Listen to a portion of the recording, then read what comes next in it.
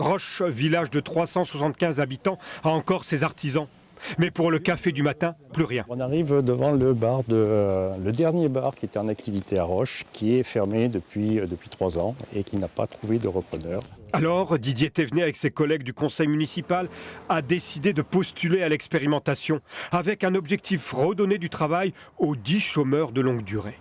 Ce ne sont pas des familles vraiment issues de Roche, mais ils sont venus sur Roche parce que les loyers sont bon marché, les maisons sont bon marché et le travail n'est pas là, malheureusement. Au total, 14 communes autour de Guéret se sont jetées à l'eau en juillet dernier. Depuis, les réunions se multiplient afin d'expliquer le cadre général. Pour être retenus, les territoires doivent répondre à des critères précis, tout comme les chômeurs qui, une fois recrutés, bénéficient d'un CDI.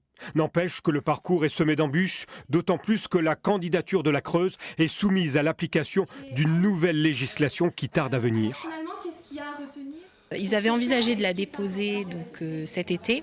Or, c'est pas au calendrier législatif. Ils envisagent du coup de la redéposer fin d'année. Et donc après, il y a le temps d'application de la loi qui nous permettra ensuite de lancer la deuxième phase de candidature. En tout cas, les communes, elles sont prêtes, à l'image de Saint-Vaury qui a des idées bien arrêtées sur la question. Il y a beaucoup de personnes qui sont toutes seules à domicile, donc ça peut être tenir compagnie à ces personnes, ça peut être leur porter des courses, leur porter du pain. Donc on pourrait peut-être envisager des services comme ça au domicile des personnes âgées, de façon à ce qu'on rompe un peu cet isolement. La Creuse a bon espoir d'être retenue pour cette deuxième vague d'expérimentation. Il faut dire qu'avec près de 50% de chômeurs de longue durée, ce département arrive en haut du tableau en Nouvelle-Aquitaine.